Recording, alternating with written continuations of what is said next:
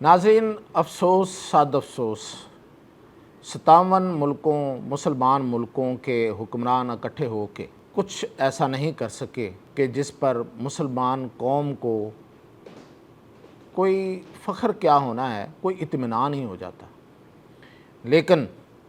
پاکستان نے اپنے حصے کا کام کر دکھایا ہے، اور پاکستان نے جو کانفرنس میں کہا ہے، جو کانفرنس سے باہر کہا ہے، وہ آپ نے دیکھ لیا۔ لیکن اب پاکستان کل سے جو سعودی عرب اور اس کے بعد پھر یو کے اور پھر جو امریکہ کا دورہ کر رہا ہے، اس میں پاکستان کیا کرنے جا رہا ہے، ٹرمپ کو کیا پیغام دیا جا رہا ہے پاکستان کی طرف سے، اس کی تفصیلات کے ساتھ میں ہوں میاں طاہر۔ تو سب سے پہلے تو بالکل میرے اور آپ کے جذبات ایک جیسے ہیں، اور پاکستان نے اپنا پورا ہونا دکھا دیا۔ پہلے دن جا کے بھی جب وزیر اعظم گئے اکیلے، اس وقت بھی جا کے تو قطر کو یہی پیغام دیا کہ دیکھو اس کو صبر نہیں کرنا، اس کو پی نہیں جانا، کیونکہ جب آپ کسی کے حملے کو پی جاتے ہیں تو پھر وہ آپ کو جینے نہیں دیتا۔ اور یہ پیغام صرف قطر کے لیے نہیں تھا، پوری عرب دنیا کے لیے تھا۔ ہاں، انہوں نے کہا جی ٹھیک ہے، ہم اکٹھے ہوتے ہیں، اس پہ بات کرتے ہیں۔ پاکستان نے کہا جی بالکل اکٹھے ہوتے ہیں، اور اس میں اب یہ عرب ملکوں کی ایک کانفرنس تھی جس میں پاکستان بھی تھا، ترکی بھی تھا، ملیشیا بھی تھا، اور سب سے زیادہ وہاں پذیرائی پاکستان کو تھی۔ وزیر اعظم پاکستان کو تھی، نائب وزیر اعظم پاکستان کو تھی، اور اس کے بعد پھر جو بعد میں جو ملاقاتیں ہوئی ہیں فیلڈ مارشل کو تھی۔ اس پہ خیر انڈیا میں تو بہت ایک صف ماتم ہے، وہ ایک دوسرے سے پوچھتے پھر رہے ہیں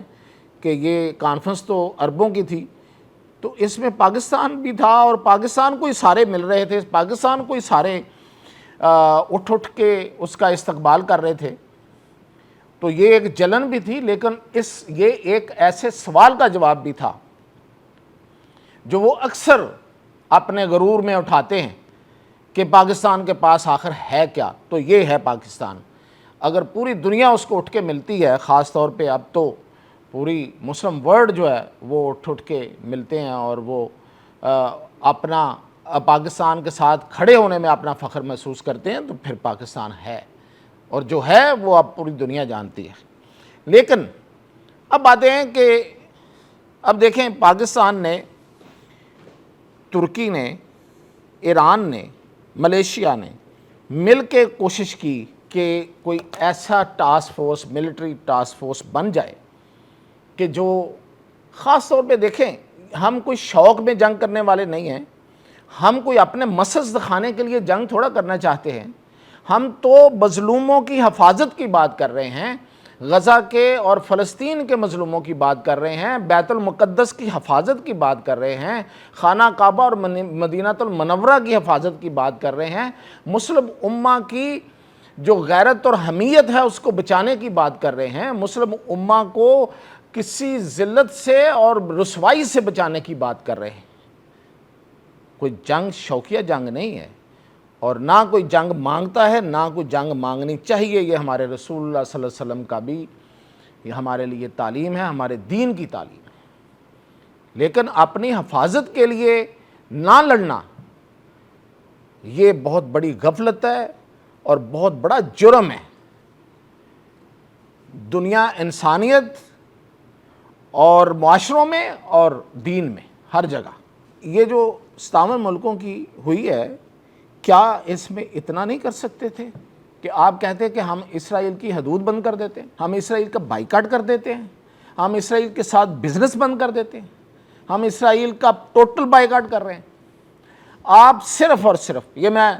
بالکل یہ دھڑلے سے کہہ رہا ہوں، صرف اسرائیل کے لیے اپنی فضائی حدود بند کر دیں یہ عرب ممالک، ایک ہفتے کے اندر اگر اسرائیل بلبلا نہ اٹھے تو جو مرضی کہیے گا، اتنی سی اس کی اوقات ہے۔ ٹھیک ہے کہ امریکہ اس کے ساتھ ہے، ٹھیک ہے کہ جرمنی اس کے ساتھ ہے، کچھ اور ملک بھی اس کے ساتھ ہیں، لیکن وہ تو کہیں ہے نا، وہ جہاں ہے اس کے ارد گرد تو آپ ہیں۔ تو اگر آپ صرف حدود بند کر دیں، اور اس لیے پاکستان کے ایک خاص، دیکھیں نہ آپ ابراہم ایکرڈ یعنی کہ ابراہیم معاہدے سے آپ نے کچھ ایسی کو بات کی کہ ہم وہ نہیں کریں گے، نہ آپ نے امریکہ سے معاہدے ختم کرنے کی بات کی کہ امریکہ کی مرضی کے بغیر کیسے ہو گیا یہ سب کچھ، بالکل نہیں ہوا۔ آج تو پوری دنیا کا میڈیا جو ہے، امریکی میڈیا اس بات کو ثابت کر رہا ہے کہ یہ سارے کا سارا ٹرمپ کے علم میں تھا، بلکہ امریکہ کی پلاننگ شامل تھی اس میں۔ اب روبیو کس منہ سے قطر میں پہنچا ہے، پوچھا جانا چاہیے اس سے، اور پھر خاص طور پہ اس پہ پاکستان تو پوچھے گا، میں آگے جا کے بتا رہا ہوں آپ کو کہ پاکستان کیسے پوچھے گا، کہ وہ جو مسجد اقصیٰ کے نیچے ٹنل بنائی ہے اس میں کھڑا ہو کے امریکہ کا وزیر خارجہ کیا پیغام دیتا ہے۔ اسرائیل جو ہے وہ تو ہے دشمن، وہ تو مسجد اقصیٰ کو اور اس کو نہیں مانتا، کیا امریکہ بھی نہیں مانتا؟ کیا امریکہ جو ہے وہ عالم اسلام کے درپے ہو گیا ہے؟ تو یہ اس سے سوال کیا جانا چاہیے۔ آپ وہ قطر میں ہیں تو کریں ان سے یہ سوال، ہم تو کریں گے، وہ بتاتا ہوں آپ کو وہ ہم کیسے کریں گے، ہم کیا کرنے جا رہے ہیں۔ تو اسی لیے اب دیکھیں کہ پوری دنیا جو ہے اس کا 28% پر مسلمان حکمران، یہ جو آج اکٹھے ہوئے تھے یہ 28% پر حکمران ہیں۔ 2.5 ارب مسلمان ان کے عوام ہیں، ان حکمرانوں کے، ہزاروں جنگی جہاز ہیں اور لاکھوں ٹینک ہیں۔ کیا فائدہ ہے ان سب کچھ کا کہ اس کے مقابلے میں اسرائیل کی حیثیت کیا ہے؟ 22,000 مربع کلومیٹر ٹوٹل،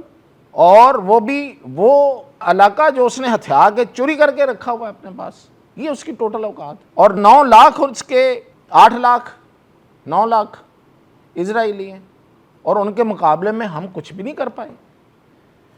تو اس پہ کیا ہی کہا جا سکتا ہے۔ اس پہ پھر پاکستان کے ایک بڑے ہی زیرک سیاستدان نے کسی وقت کہا تھا کہ عرب جو ہیں وہ 0 + 0 + 0 = 0، آج ثابت ہوا۔ لوگ امید میں ہیں ابھی کہ ابھی ان کو تھوڑا بہت غیرت آ رہی ہے، ابھی ان کو پتہ چلا ہے، چلیں یہ بھی دیکھ لیتے ہیں۔ اب میں آتا ہوں کہ پاکستان کیا کرے گا۔ دیکھیں پاکستان پہ جب حملہ ہوا تھا تو آپ غور کریں کہ پاکستان کہاں کہاں سے کیا کیا نہیں کیا، یاد کریں ذرا۔ الجزائر سے لے کے مراکش تک، انڈونیشیا سے لے کے ملیشیا تک، فلسطین سے لے کے کشمیر تک، بوسنیا سے لے کے افغانستان تک، پاکستان نے ہر مسلمان قوم اور مسلمان ملک پر ہونے والے ظلم کے خلاف نہ صرف آواز اٹھائی ہے بلکہ اس کی مدد کی ہے، ہر لحاظ سے مدد کی ہے۔ بوسنیا میں جس طریقے سے مدد کی ہے وہ بوسنیا والے جانتے ہیں، مانتے ہیں۔ جب ہم پہ حملہ ہوا تھا تو بہت سے ملک ایسے ہیں ہمارے مسلمان ملک جنہوں نے مذمت تک نہیں کی انڈیا کی، اس میں سویلین مارے گئے تھے، سویلین ٹھکانوں پہ حملہ ہوا تھا اور سویلین کی شہادتیں ہوئی تھیں، اس کی کوئی مذمت نہیں کی تھی۔ لیکن خیر پاکستان جو ہے وہ شاید اللہ کا بڑا کرم ہے کہ ان چیزوں کا ابھی محتاج نہیں ہے، اور اللہ نہ کرے کہ ہم ان لوگوں کی ان مذمتوں کے محتاج ہوں۔ پاکستان نے مارکو روبیو جب انہی دنوں، یہ 2 دن پہلے جب اسرائیل آیا تو اس نے ٹیلی فون پہ کہا اور اس نے باقاعدہ پاکستان کو درخواست کی کہ ہاتھ ہولہ رکھیں اور کوئی ایسا بڑا اعلان نہ کریں جس سے ہمارے لیے مسئلہ ہو۔ تو پاکستان نے اس کو بھی اس وقت 2 ٹوک بتا دیا تھا کہ ہم اپنے سٹینس جو ہم نے لیا ہے اس پہ ہم قائم ہیں، کوئی ہمارا ساتھ دے نہ دے ہم اس پہ رہیں گے۔ وہ تھا فوجی ٹاسک فورس کا بنانا، مشترکہ مسلمان فوجی ٹاسک فورس کا قیام، اور پھر پاکستان کی یہ آفر کرنا کہ اس کا ہیڈ آفس جو ہے، ہیڈ کوارٹر جو ہے وہ پاکستان میں بنایا جائے اور پاکستان اس کو لیڈ کرے گا۔ یہ دہرایا اس کے سامنے، صرف اس کے سامنے نہیں دہرایا، اس کے بعد کانفرنس میں بھی دہرایا۔ اور پھر جو الجزیرہ کو انٹرویو دیا ہے اسحاق ڈار نے، اس میں اس نے بڑا کھل کے کہا ہے کہ پاکستان کے پاس تینوں فورسز بڑی طاقتور فورسز ہیں، ہم ایٹم بم کو اپنی حفاظت یا کسی کو ڈرانے کے لیے استعمال نہیں کرتے، نہ کریں گے، یہ ڈیٹرنٹ ہے، ڈیٹرنٹ ہی رہے گا، یہ ایک ہماری حفاظت کی ذمہ داری ہے، وہ اسی تک رہے گی۔ لیکن ہم کنونشنل وار میں، روایتی جنگ میں بھی بہت مضبوط ہیں، ہم کسی بھی بڑے جارے کا، اگریسر کا، ظالم کا ہاتھ روک ہی نہیں سکتے، توڑ بھی سکتے ہیں۔ تو اب پاکستان جو ہے وہ کل وزیر اعظم پاکستان حرمین شریفین کے حوالے سے اپنی کمٹمنٹ کو دوبارہ دہرانے کے لیے اور پورا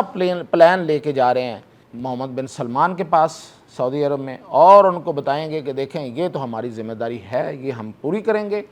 باقی پھر آپ لوگ کریں جب آپ لوگ کچھ کریں گے تو ہم اس میں تو ہم پہلے ہی آفر کر چکے ہیں کہ ہم ہیں، ہم رہیں گے۔ اب اس میں پاکستان اپنا بلیک اینڈ وائٹ پلان جو ہے وہ کل ایم بی ایس کے پاس، اور پھر اس کے بعد پاکستان کا سٹاپ اوور ہوگا وزیر اعظم پاکستان کا یو کے میں، برطانیہ میں جو پچھلے دنوں ہوا ہے۔ برطانیہ، وہ